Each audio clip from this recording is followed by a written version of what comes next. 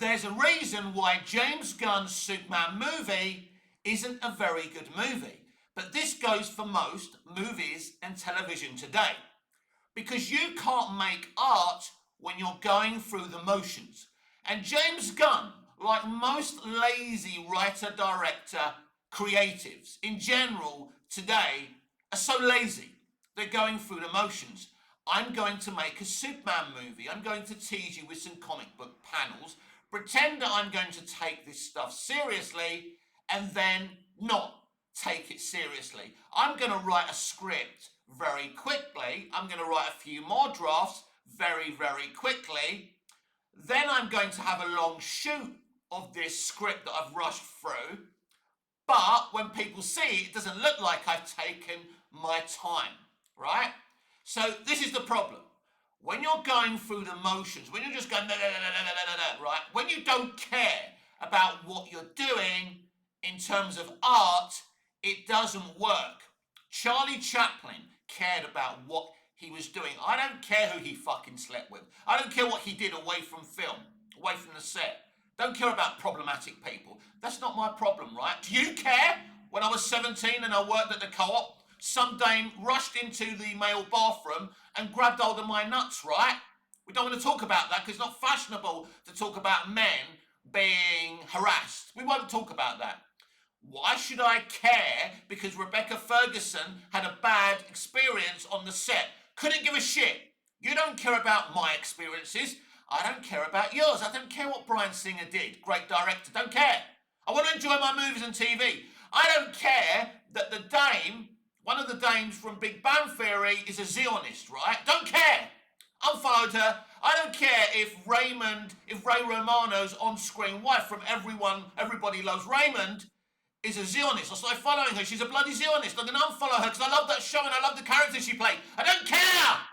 I just want to enjoy my entertainment. But anyway, when you go through the motions, it doesn't work when it comes to art. James Gunn was going through the motions. Have you ever wondered how he works so quickly and efficiently? Because everything is rushed. Now, you can't accuse him of that with Guardians of the Galaxy because it's something he cared about. He doesn't care about Superman.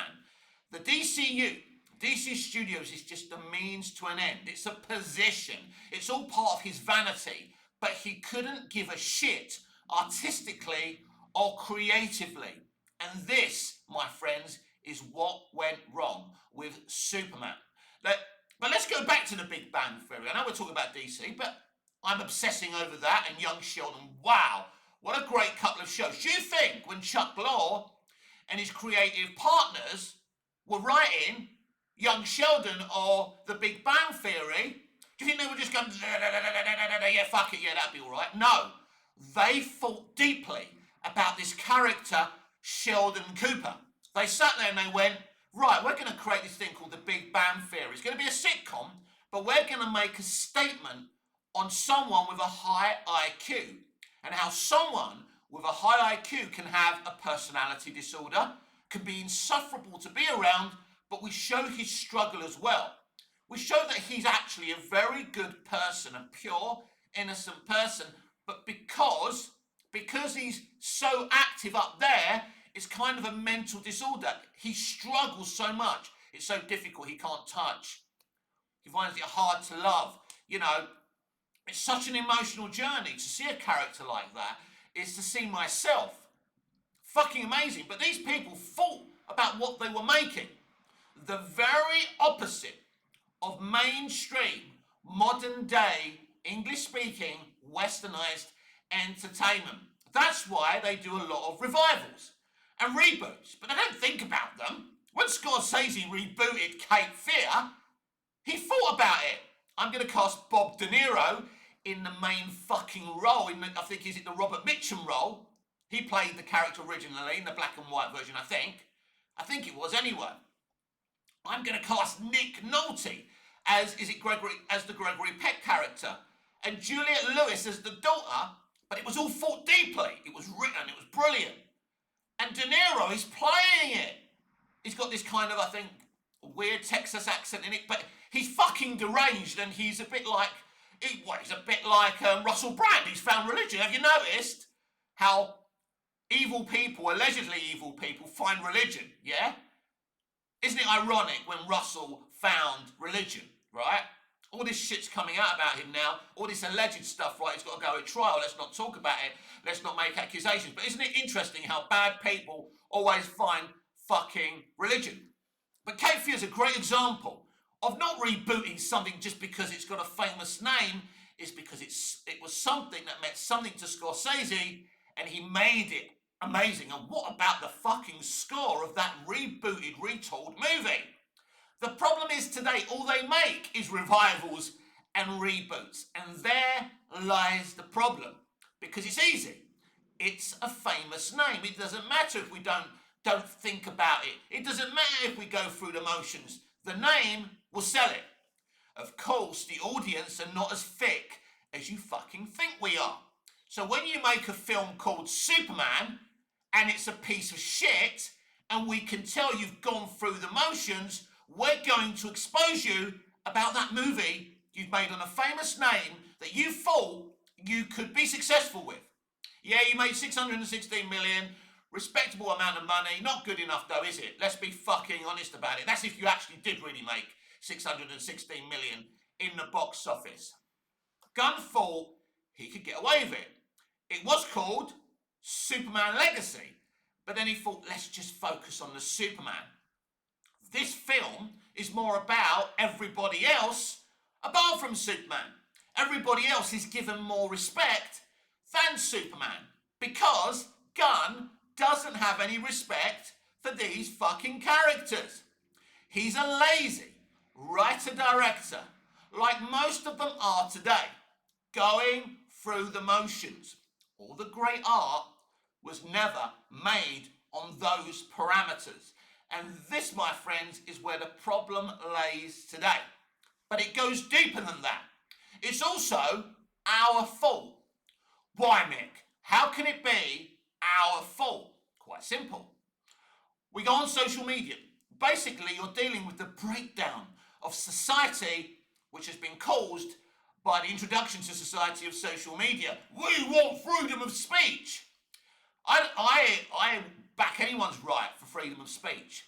But there's some things one should never say. If we're going to hurt people, we don't say it. Even I, as straightforward as I am, hold back sometimes. Some of you people can't do that. Because when you allow anyone to have an online account and say whatever they fucking want, you're going to get hurry-curry. It's going to be a problem. Yeah? And that's what the problem is with social media. And that's the problem with these entertainment companies on social media watching our habits, watching our viewing habits. Oh, look, they're talking about that movie. Let's retool that. They're talking about Quantum Leap. Let's make a woke Quantum Leap series. And it's Quantum Leap. It's going to be called Quantum Leap. It doesn't matter, does it? People will watch it because it's called Quantum Leap. So what happens is people watch the first episode, then stop watching. Right? Let's cast a boring, dull, first female Doctor instead of creating an interesting first female Doctor. It'll be fine. The show's called Doctor Who. People are going to watch it for the TARDIS, and because the show's called Doctor Who. But people stop watching. They watch the first episode, record ratings, then people stop watching it because it doesn't matter that you've got the optics of representation and inclusion. Because you had the opportunity to make the first female Doctor the best Doctor. But you were too fucking lazy to do it. So you sold it on the parameters of seeing yourselves on the screen. But there's no entertainment value in that. If you don't think about what you're writing, what you're producing, what you're making, when it comes to art, no one. You don't have the divine right for me to watch your shit just because you made it, just because you work hard on it. And this is the whole issue of modern entertainment, my friends. Everybody, most people, are going through the motions. And as I say, you can't go through the motions when you're making art, film, or television, or music, or animation. how it should work. Stop stalking social media and making your creative decisions on what's being said on social media. Sit there, have a hunch, have a gut feeling about a piece of creativity, like me and my Saving Judy Garland movie. It's all based off a fucking hunch. It's me watching a bunch of documentaries about a movie, about an actress, and thinking, I wish I could go back in time and save her. Oh, Saving Judy Garland. What if the beginning of my story was shot in black and white like The Wizard of Oz? What if my character's life is so horrible and all he's got is movies and TV of the past that he loves, and he's obsessed with Judy Garland? And then these debt collectors are running after him. And as they're running after him, he's sucked up by this time-travelling tornado, and it takes him back to 1938 during the production of The Wizard of Oz. Wakes up in an MGM security guard's uniform. He's guarding the set of The Wizard of Oz, and he meets Judy Garland, and they become friends. Yeah? I know bad ideas and good ideas. That's a great idea. But if I pitched this to New Hollywood, they would say, no, Mick. They wouldn't make it. Or they'd steal the fucking idea. They wouldn't want anything to do with me. I mean, look at the shit I say about these people, right? I've got no respect for them because they've got no respect for the art form that I love. Why should I respect them when they don't respect what I love? They can make stuff I don't like. That's what art's about, right? They can make stuff I didn't ask for. I didn't ask for Running Man, Total Recall, Dallas, Dynasty, The Colbys, 24. But I love the fucking shit out of them even though I didn't ask for them. Social media has caused a breakdown because it's made life too easy for the entertainment industry. Let me tell you something that will expose every single one of them. I hate artificial intelligence. I hate the idea of it growing in intelligence and learning too much because it will take over. People won't be able to work anymore. They'll be sitting at home.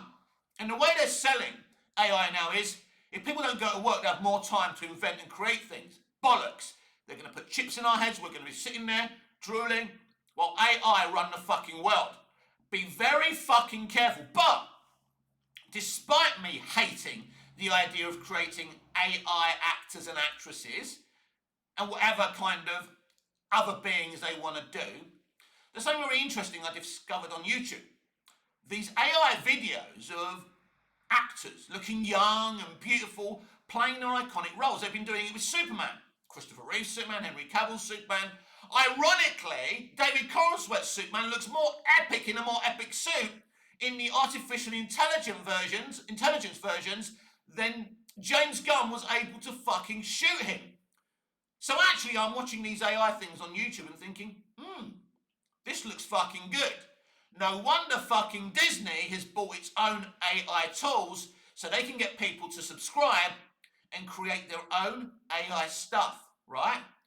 And then they'll probably nick those people's ideas, get those people to enter in competitions, and then they'll say, well, we're making fan stuff, yeah? Fan-made stuff. And what will happen is fan-made AI TV and movies will become a thing.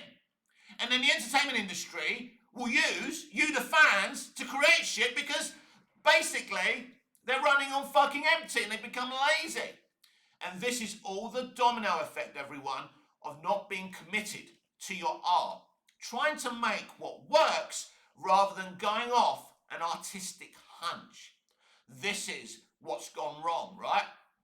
Shows like LA Law were made by clever people.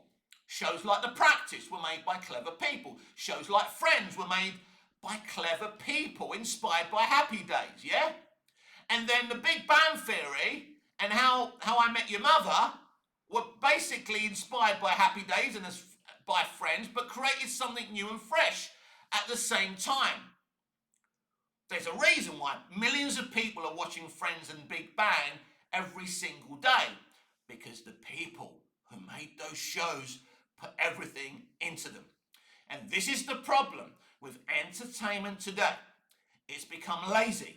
It's full of people who don't love their art form, who don't want to give back to their art form. They're too busy going on THR and Variety and shit-talking us and shit-talking each other. Oh, once someone was really nasty to me on the set. I don't care. Oh, this director was horrible. He patted my butt. I don't care. Do you care what happened to me? No. Why should I care what happened to you? right? Your job is to entertain me. That's it. That's the end. And if you don't want to do that, please resign.